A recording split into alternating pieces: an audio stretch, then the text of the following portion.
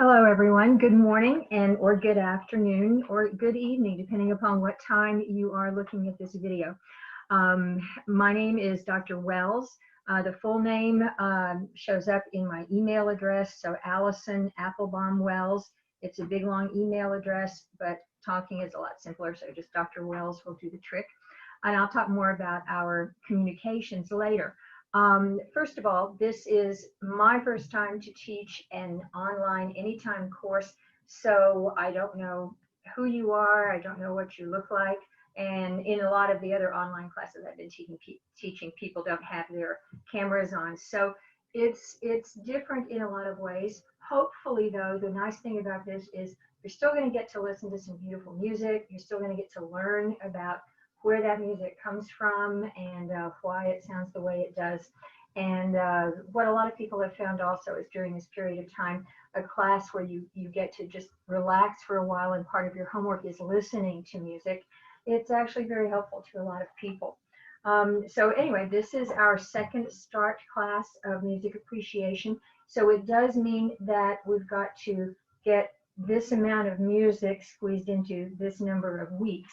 And we can do that. The one thing that we can't do is speed listen to the music, you might say, because it would be like putting, if you all know about records, putting a 33 RPM record in, but changing the record player to a 45 RPM. So it's, instead of sounding like, it sounds like, Alvin and the Chipmunks. Again, ask your parents or grandparents, perhaps, if you don't know what I mean by that. Okay, seriously, getting back to what we're going to be doing, sort of an overview of the class.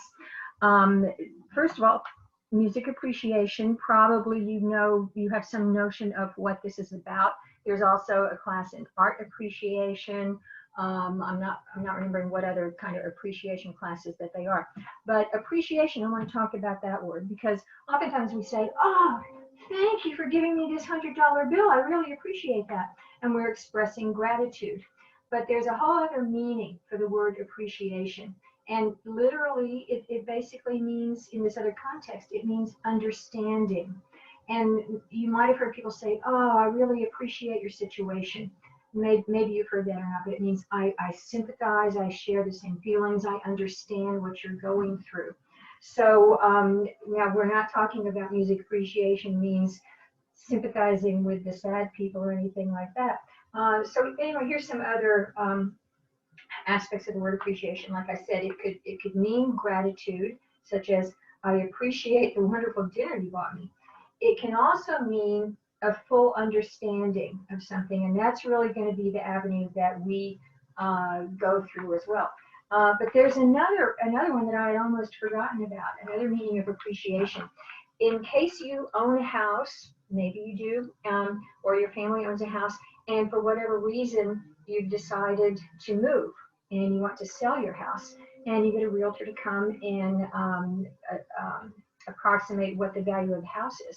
Let's say you bought that house for, I don't know, $60,000, or your grandparents bought that for $60,000 years and years ago. And now they tell you the house is worth $200,000. The house has appreciated, the value of the house appreciated. So in whether it's real estate or other aspects pertaining to money, if the value has increased, it has appreciated. So you've got kind of a rich class in a certain sense. Then music appreciation isn't really about necessarily the value increasing. Although on the other hand, a lot of people find that music is a valuable thing to have in our culture. So for us, music appreciation is going to mean understanding. And that's a good segue into our textbook. I've got a lot of sticky notes in mine. The first of all, most important good news for you is you do not have to buy the textbook. You may have already seen my syllabus for this class. It was posted in the Learning Web just within the last couple of days, I think. And I believe I've got it on Canvas. I'll double check that later today. Anyway, it's possible to get the physical book, and look at the name of it, Understanding Music. And so it's, now that we know that appreciation can mean understanding, you can even say appreciation of music. they said understanding music, and then they have a little tiny thing down here, past and present, because we're going to be cruising through the centuries, and we're starting with medieval music and going right up to music of the present day during this semester. Anyway, but like I said, so this is what the book looks like. I have all these little sticky notes in here and everything, and you don't need to have the physical book. So if you haven't already, when you look at the syllabus, and like I said, it's in the Learning Web, or you can access it through Canvas to get to the Learning Web. And you will find that the book is available online for free. And free is my favorite price. So I've been using this textbook for maybe a couple of years now. Whenever I found out about it, I switched over from the more expensive book. So Understanding Music Past and Present is the name of our textbook, and the specific information of the code number for the publication and so on is all in there. And so, like I said, if you want to purchase it, information of how to do that is in there. But best of all, the link to the online version of the book is in your syllabus. So for today, we don't really need the book at all, but part of today is just getting used to and knowing what's expected of you. So, and again, teaching to people who are not with me at the same time. One of these things means that I can't stop at this point and say, does anybody have any questions about that? One of the things to do, especially in a class like this that is what people call asynchronous, this is not happening at the same time. So again, we're not only not in the room together, we're not even in contact together online within the same moment. So taking notes for you, and again, you may have already taken some classes of this nature, so I may be, there's a term, preaching to the choir. I may be doing that, but basically in a class like this, it becomes even more important to jot down notes, not necessarily the notes of so-and-so was born in 1723, but notes like, oh, I don't know what this means, or notes about what your questions are.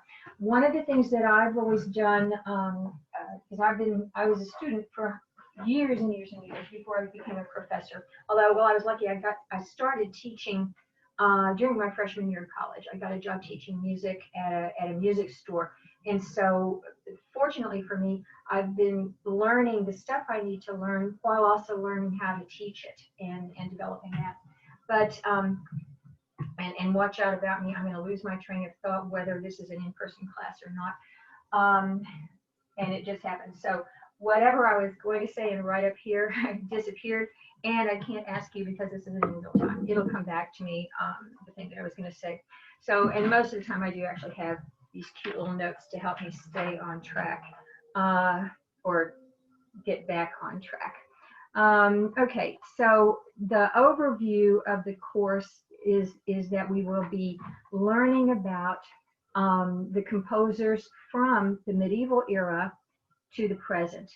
Also, another thing I need to say is that it's going to be primarily European heritage music, not to diss music of Africa or Asia or South America and so on, or even native tribes from much further north than the United States. Anyway, those are all important musics as well. It just happens that the standard music appreciation classes in American colleges and universities are classes that primarily study European heritage music, and that's enough to try to fit into one semester anyway. Personally, I did take a class when I was in college. It was an elective based on my major. I was majoring for all my degrees. I was majoring in music composition, but I was able to have some electives as well. And I took a class in a subject called ethnomusicology. And ethnomusicology is where you're looking at music from a variety of cultures. So I got to study in that class African music, Native American music, Asian music, etc., music that wasn't from the European heritage. But again, it's enough just to get through. We'll have a full plate, we'll say, for the music, different types of music during this semester. So again, we'll primarily be studying European heritage music from the Middle Ages, which is also called the medieval period, up to the name of the chapter in the book is called the 20th century and beyond. And we're beyond the 20th century right now. So even though it's 2020, we've got enough 20s here. But we're well into the 21st century at this point. So the textbook, like I've shown you, is wherever I put it, it's available online. And it's actually, another thing I learned about the book is, first of all, the physical book. And I've had some students who do want to have the physical book because they like to highlight stuff or underline stuff or whatever. And what's interesting is there is not an index in the physical published book. But if you are using the online book, you can do Control F or Control Find and type in a keyword, and every page that word pops up on, it'll refer you to that. So it's actually easier to find things in the online version of the book than it is with a standard list of things in the back of the book. Okay, and like I said, free is a really, really good price. Okay, now, so that's given the fact that, again, we're, as this class is called, asynchronous, so we are not in sync with the time that I'm making this recording now and the time that you're listening and seeing this. So asynchronous it is. And so I'm going to move on to some topics that I've got for today. The first one is simply considering these three words: sound, silence, and time. And in the most basic sense, those are the basic elements of music. It's also the basic elements of me yapping away and talking to you, or if I kick a box that's on the floor near there. Okay, so sound is sound. Sound can be accidental. Sound can be created by nature, like raindrops or the blowing wind. And sound is created when we walk. You hear those sounds when we sneeze or whatever. But then there's also the intentional sounds, which include talking, and then creating or performing music. So music is made of those three components: sound and silence and time. Okay, so you can also, sometimes people will define music as sound through time. The reality also is sound generally does go through time. I cannot say all the words that I've said to you thus far in this class. I can't say all those words at the same time. Nobody can say multiple words at the same time. And even if there was some way to do that, who would understand it?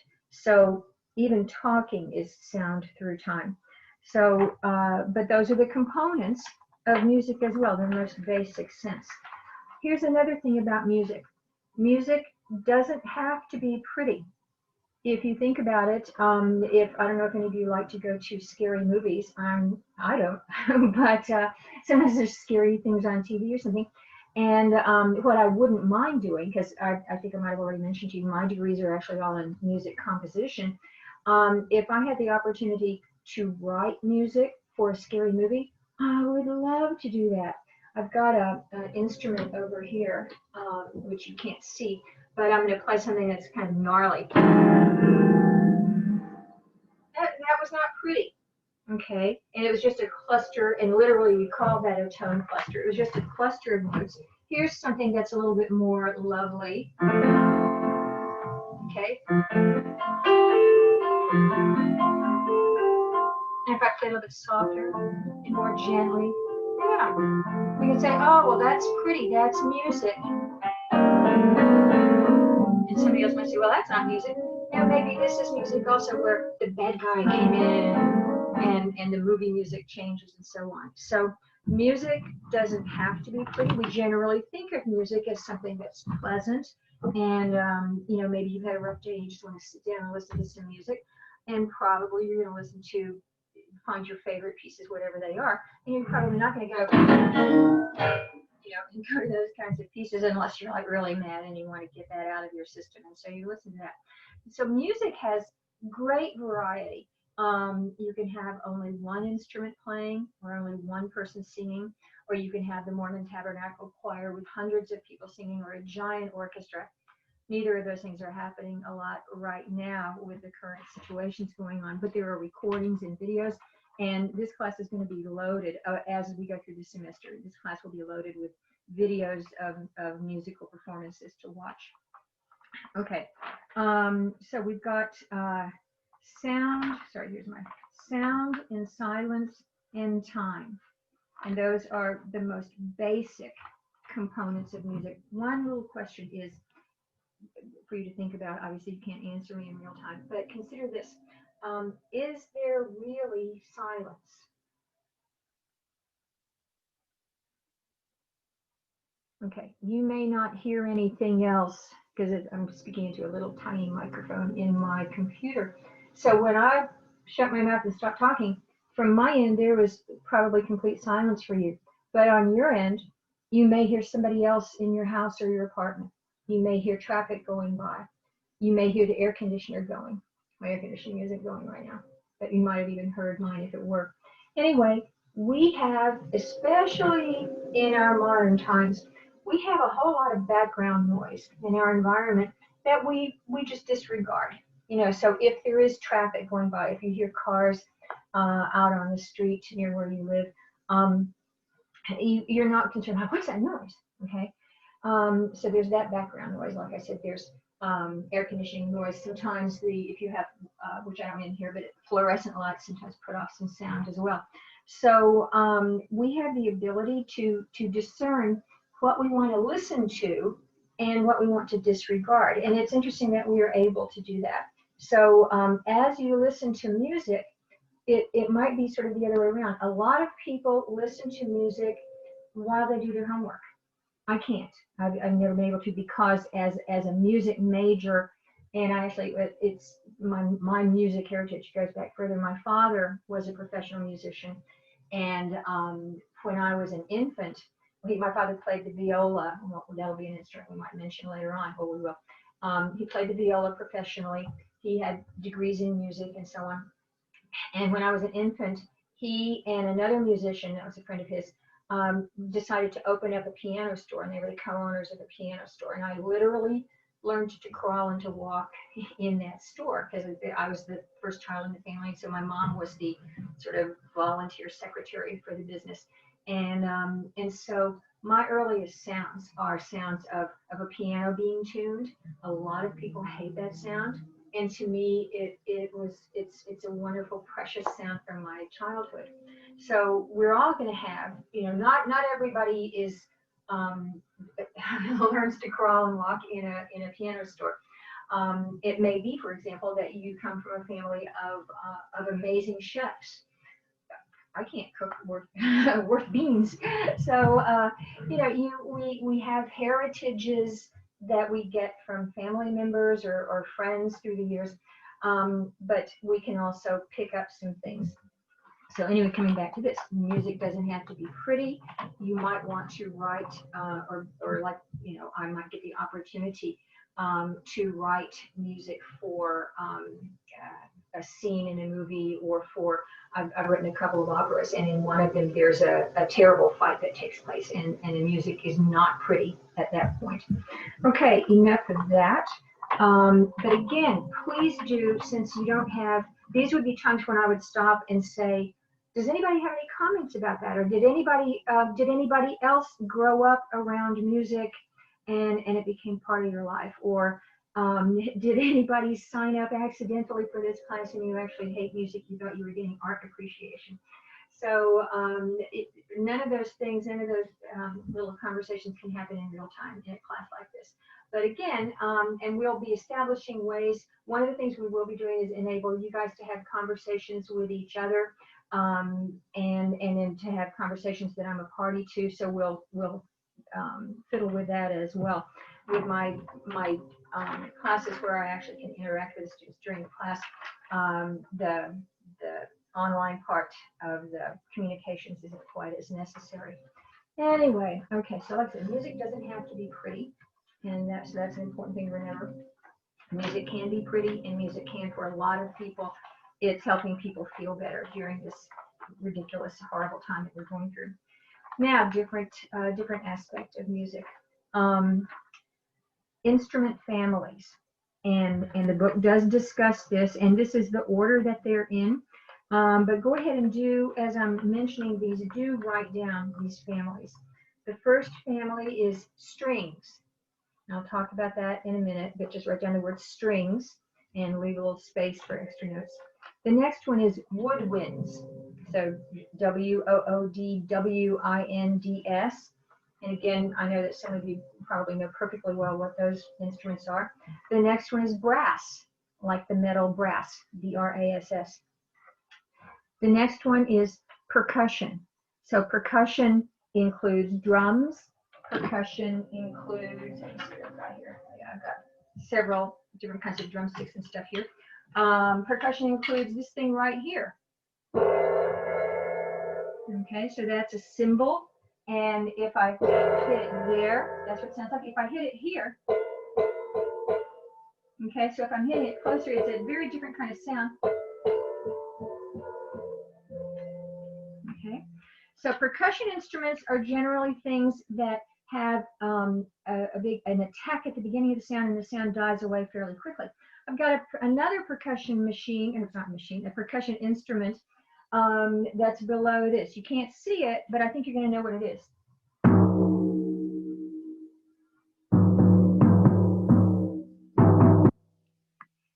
Okay, can't ask you, hey boys and girls, what was that? And you can't holler it back at me, but you know that that was a drum.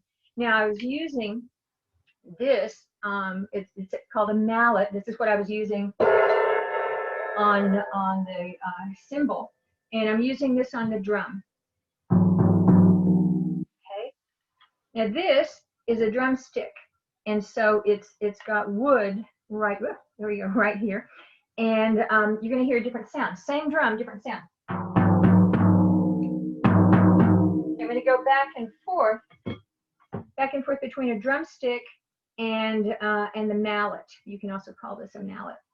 There's several different words for the various aspects.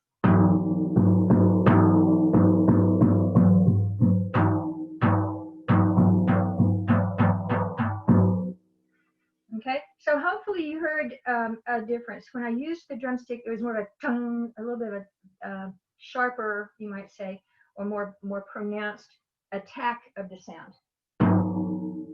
Whereas with the soft mallet, okay, it's not a huge difference, but it can make a difference, especially if you want to play.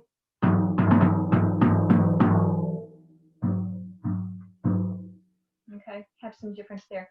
Okay, anyway, that's one aspect of percussion instruments. So drums and cymbals are percussion instruments, and sometimes there are some things that are kind of hybrid instruments. They have characteristics of percussion, because above all, percussion instruments are hit or powed, slammed, or whatever.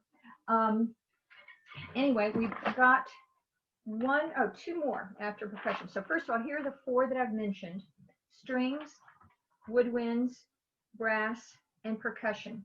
The next one, and I wouldn't have seen this when I was a student, but it makes sense now. And this is the next category that's listed in our textbook. And the category is keyboards. When I'm old, and I'm so old that when I was in college, there were not synthesizers. Okay, and a lot of people have synths now. There were pianos, obviously. Pianos go way, way back. Harpsichords are in the same family as pianos, and harpsichords are even older. So 15 and 1600s, there were harpsichords. Pianos hadn't been invented yet. And organs go way, way back. And the organs prior to electricity, all the organs were what we might call pipe organs, and there was air going through pipes. And when you played a note, you pressed down the note, and that opened up a particular pipe, and sound would come out through the pipe. So organs, which are played by a keyboard. This is, I got another show here. Okay, this is more of a toy keyboard. These keys here are not the full normal size, but most of you have seen keyboards, and so we have the white keys and we have the black keys. This is a battery operated machine. I don't have the batteries in it right now, but you can play white keys or black keys and so on. Okay, and you can play several at one time, or you can mash them all down at one time. Here's what that would kind of sound like. So here are, if I play just black keys, so I'm gonna play them on the one that makes sound, but I'm gonna play the two black keys one at a time. Notice there's a gap here. There's no black key here, and then you've got three here. All the keyboards are done like this, whether it's a harpsichord or a piano or a toy or an organ or whatever. The black keys are in groups of 2s and 3s, and then where there's that division, you have the two white keys just together. So first of all, I'm going to play only black keys.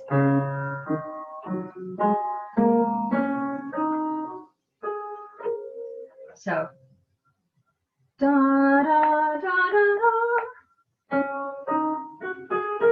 Okay, and the black keys sound very nice. You can do like fairy godmother music.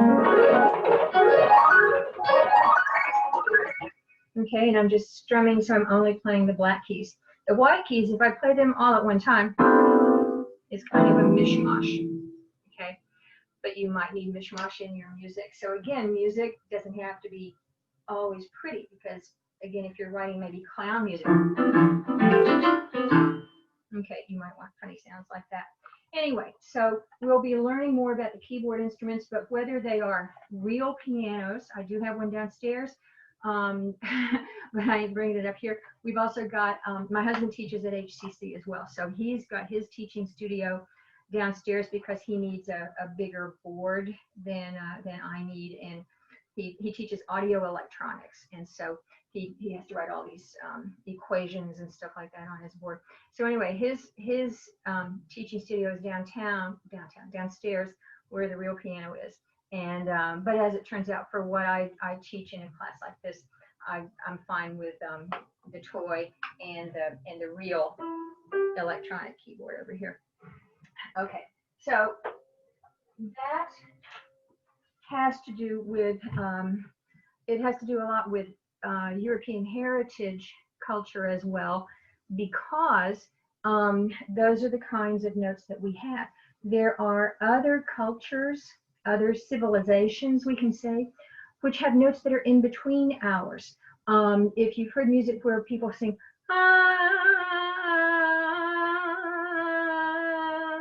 and it's even hard for me to do, I didn't quite do it well, but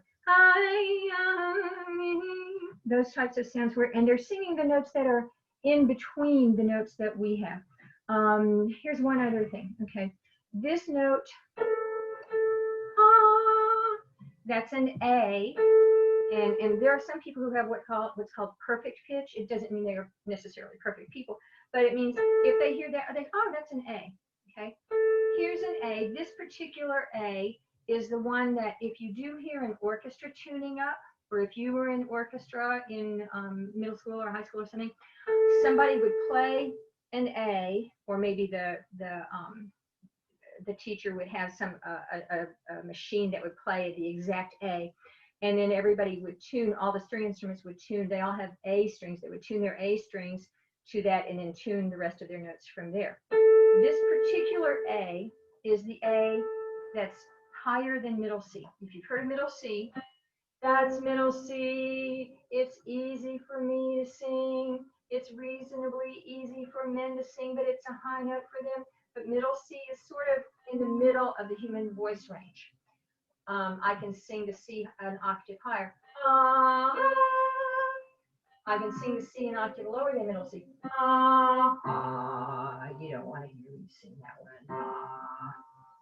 Okay, so here's middle C, D, E, F, G, and this will be one of the things you'll be reading about in the first reading assignment. You're going to read a lot of kind of the basic overview stuff, that in music we only use the 7 letters A, B, C, D, E, F, G. I've got all these other white keys, so what happens is you just recycle. Then here's A.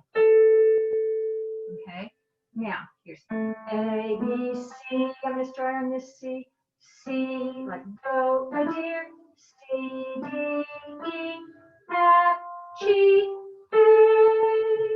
Okay, so after G comes A, and then it all just recycles again. A, B, C. Okay, and that C is what we call an octave higher than this C. We've only got 7 letters, and when you go from, terribly corny, from C to shining C, sorry, C, D, E, F, G, A, B, C. And that's when in the song, and that brings us back to do. Okay, so if you've heard about do, re, mi, if you were in, like I said, in high school choirs and some college choirs, they teach people to sing do, re, mi notes instead of letter names when they're first learning a song. And I think even in maybe UIL sight singing, they may have to do that. I'm not sure. Anyway, so that's another aspect of music that is a part of our overview for today. So we've got music is sound, silence, and time. Those are the 3 most basic ingredients. Music, oh yeah, and is there really silence? If I didn't already mention that one. And right now, you know, I do hear my air conditioning happening. You hear me rustling the paper and stuff like that, and we don't mistake the other sounds as being part of the music, but it is a part of what we hear. And so for some people, if you like to go to a live concert, and again, those things aren't happening anymore, but if you go to like a giant, you know, at a stadium where it's some famous rock band, and so first of all, they're very amplified. So, but you hear, you're not hearing them directly, you're hearing what's coming through the amplification, and sometimes the electronics in the amplification add other kinds of sounds to it. Sometimes that's intentional, but you also hear all the other people. And if it's an open stadium, people are talking. Now, if you're at a concert of a professional orchestra, you don't talk at all during the concert. You don't, and if you have to go to the restroom, you wait for intermission. So, but in the more relaxed types of pop and rock and often, not always, but sometimes jazz concerts too, or the more informal concerts, there's other stuff happening, and so there are other noises happening. But we filter it out. We pay attention. I'll put it this way: we pay attention to what we want to listen to, but the other sounds are still going into our ears. So we have selective listening, which is fine. Okay. Anyway, so we've got back to the categories: strings, woodwinds, brass, percussion, keyboards. I spent more time on that. And finally, they have another category called synthesizers. And those are the ones that can make all kinds of electronic sounds. And depending upon how you're using the synthesizer, we think of a synthesizer as just another, like an electric piano.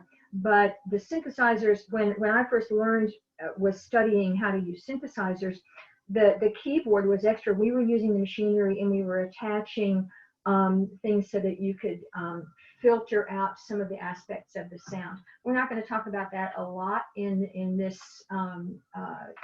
semester, but it comes up in the first chapter. And if you are interested in stuff like that, you can certainly ask questions. So now here's another interesting thing, I think. Okay, the book talks about those 6 categories in terms of instrument families. So I'll say them again: strings, woodwinds, brass, percussion, keyboards, and synthesizers. I'm going to go back and mention 2 instruments in each family: strings, violin, guitar. Okay, those 2 instruments are different. You use a bow to play the violin, and obviously you pluck a guitar. You can pluck a violin as well. But you know, and we'll be looking at other of those instruments as well. Woodwinds include clarinet, and maybe some of you have played clarinet, maybe in marching band or something.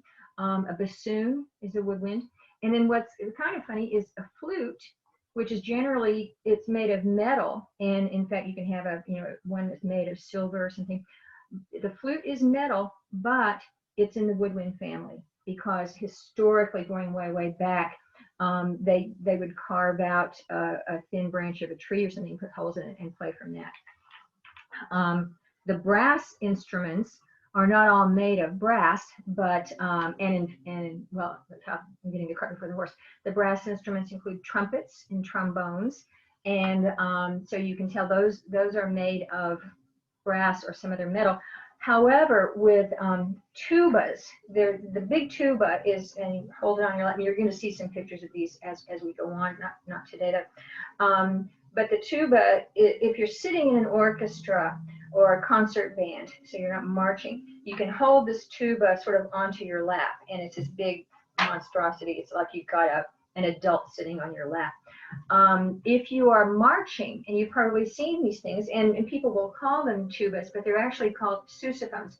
And that's the one that has the big round thing sticking up here, and then it kind of wraps around in like a big giant snake, and it's the main weight of it is on their hip bones. And the sousaphones now, not being made out of metal, they're made out of fiberglass. And so they're a lot easier to carry if you're in a marching band. Sorry, my elbow just played some music. Okay, percussion instruments, we've already talked about various drums and cymbals and stuff like that. Keyboards, I've talked about it greatly. And then synthesizers literally create sounds electronically, and you can modify the tones and get really weird outer space kind of noises. So synthesizers are very useful, especially in like sci-fi movie soundtracks or anything where you want to have kind of a creepy sense of stuff going on. Let's see. Nah, that's good enough. Here's not, because I want to get to this other thing, which is there's a whole other realm of ways of making sound, and that's human voices. And so we've got all these different types of instruments. We've got voices. We can sing, and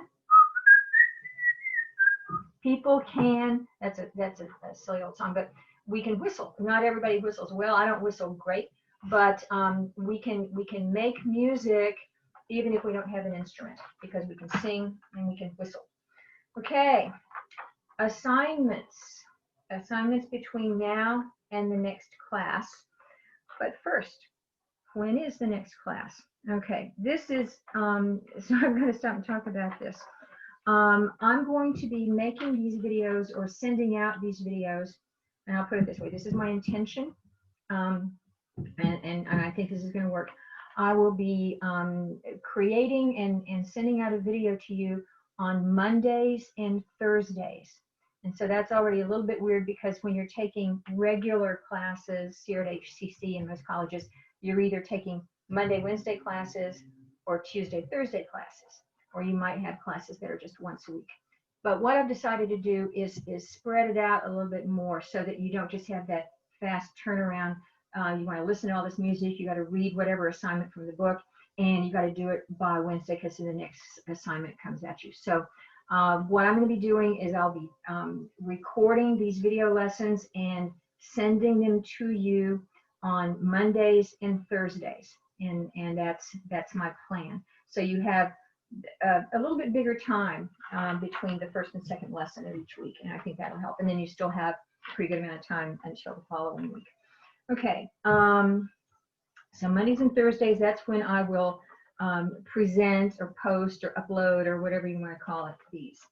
So again, the on time, anytime aspect has another nice thing for you, which is it gives you more time, I think, you know, especially like I said, between Monday and Wednesday, possibly, to watch and listen to the class that I will have recorded to you, and recorded and sent to you. But I've got this in here, and I wrote it in red, so I'd be sure to say this. Be careful not to get behind.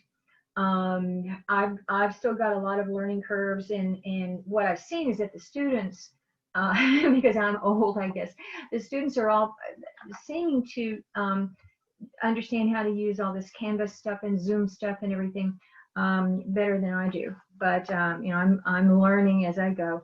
And but what I can definitely advise you is, because this class has flexibility, and because this class doesn't meet in person, it's very possible that, you know, especially if you're having a busy week, that maybe you won't have had the chance to listen to the pieces that I'll be sending you that have to do with today, or whatever information I'm sending you today. It may be that you don't have the time to listen to that, and I think it's just going to be one piece anyway. But keep up with it, because the one thing with, even before we started teaching online and everything, because music appreciation classes have been going on for years and years, One thing I've always told my students is you can't binge listen the night before the test and try to remember which piece of music is which. Some pieces it's easy to tell because if they have lyrics, oh, say, can you see? You know what that song is from the words. But a lot of the music we're going to be listening to, there won't be lyrics. And you won't see a title, you won't see any hints, you may or may not see people playing it. And you have to remember the characteristics of the music in terms of what they sound like. Here's the good news. I'm going to teach you about that. Some of you already are very good at listening to music, and maybe that's one of the reasons you chose this class. And but for everybody, I have hints and ideas and things. You listen for this, etc. Okay, now let's see. I've done all of that, and let me see what I've got over here. I'm getting close to the end of my list here, because I've shown you my drums and toys and everything. Okay, so in terms of Canvas, this is my order of phasing in some stuff. Assignments, I'm going to get started with that first. So later on today, there will be an assignment having to do with the pages, some pages to read in our online textbook, and maybe something to listen to. If you have questions for me, I'm going to again, I can't do this now. This is what's so difficult for me. This is where I would stop and say, does anybody have any questions? And if I stop and wait to listen, I ain't gonna hear anything, because at this moment I'm still recording this. You haven't heard it yet. There's a term, surreal. Okay. I am going to add.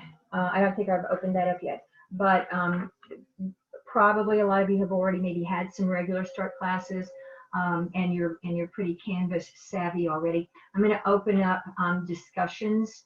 I think there's two different versions. There's I forget the name of the other one. Anyway, one of them is called discussions, and there's one version where the teacher doesn't even get to see any of it, but it allows you guys to speak with each other. And then there's one that the teacher can look at. So I'll talk with some other teachers and see which ones they recommend. But I think just letting you guys have a way to speak with each other or to communicate with each other online can be helpful. And because in the same way that I can't see you, you can't see each other. And it will take a while, if ever, for us to get to know each other the way we would have done back in the old days of being classmates. Okay. I'm going to go ahead and tell you this. I think I will write this down as well. First, let me talk about this stuff. Okay, this is my email address, and you don't have to copy it down, but it's just a warning that it's extremely long. And the Applebaum Wells is one big giant, because I have a 2-word last name. Don't try to call me that, Dr. Applebaum Wells or anything. Just Dr. Wells is fine. Be sure you do the syllabus assignment. And when I have an in-person class, people say, where is the syllabus assignment? I couldn't find it. If you can't find the syllabus assignment, it means you didn't read the syllabus. The syllabus assignment is in the syllabus, and for every class you take, you in HCC, and if you transfer to a university later on, or anywhere in the universe, any class you take, you have to read the syllabus for your own good. That's where the list of tests are. That's where the list of here's what's required for you in this course. And so what I've done is I've put in syllabus assignment, and it's in there somewhere, and it'll tell you what to do. Okay, let me now goodbye to these things right here. Actually, I'm going to get rid of all this, because you know by this point you're in music appreciation, you know who I am, etc., etc. Okay, so what I'm going to do is write on my handy board here what the assignments are. So the first one, I'm just going to write syllabus. And what that basically means is read the syllabus, and that also has information in there if you want to purchase one of the textbooks, and it has the link to the textbook is in there, as well as the syllabus assignment is in there, and that's points. Okay, I mean you don't get kicked out of the class, but everybody wants to accrue points. Okay, so once you've found the textbook, online. You're going to read page 2, starting at what they call 1.3 in the book. And I can actually even show you this, can't I? Yeah. Okay.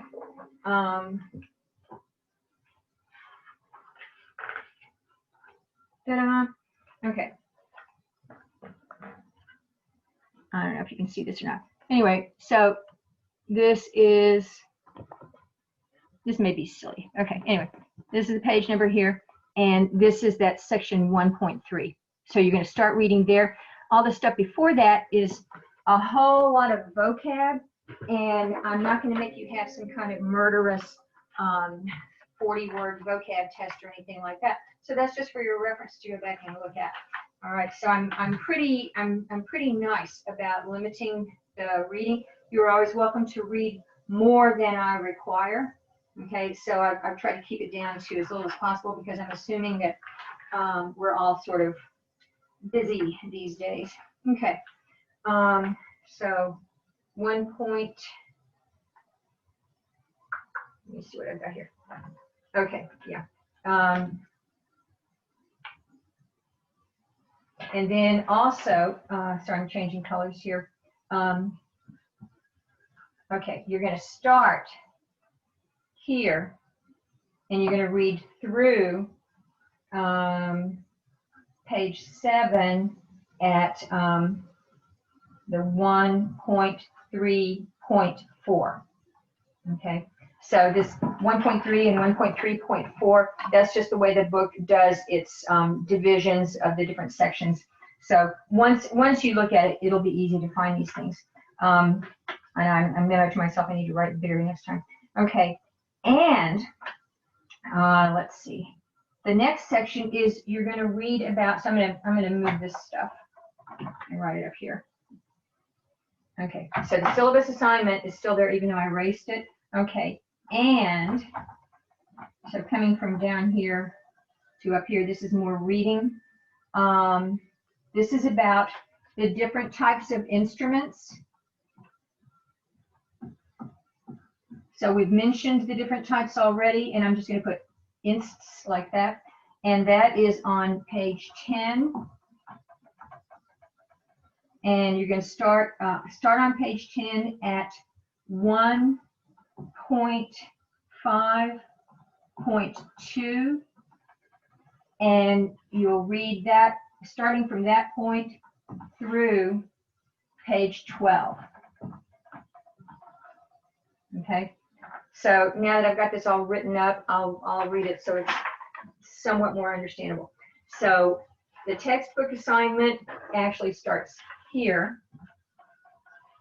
So in the textbook, read page 2, 1.3 through page 7, and stopping at 1.3.4. So again, I'm knocking out pages. If you don't need the page, I'm cutting it out. You are welcome to read more than what I assigned. It's all interesting, but you know, it's a second start class, and so we have a little bit less time to do the same amount of music or the same amount of studying that the other students who started at the end of August.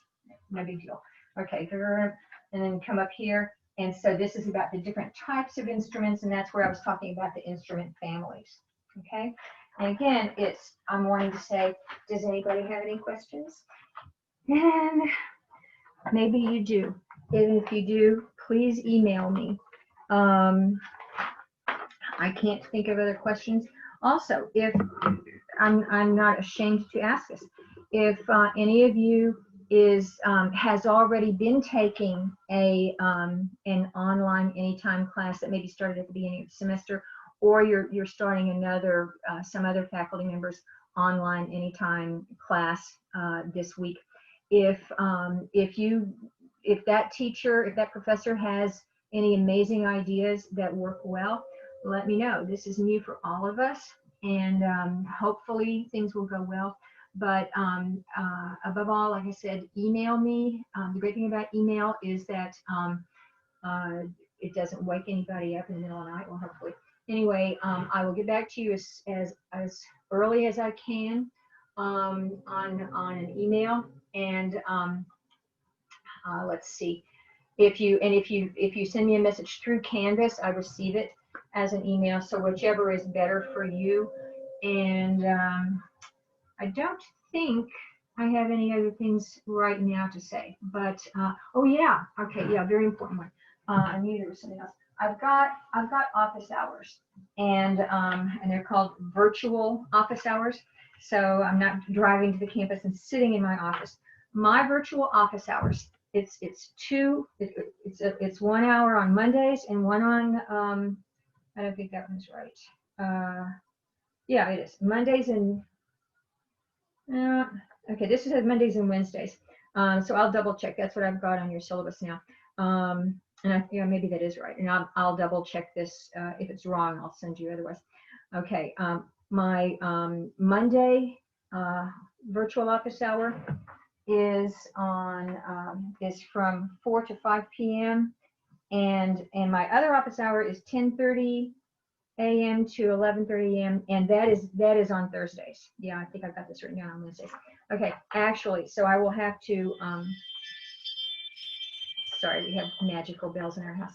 Okay, so I will revise. I need to fix that on your syllabus that I've posted.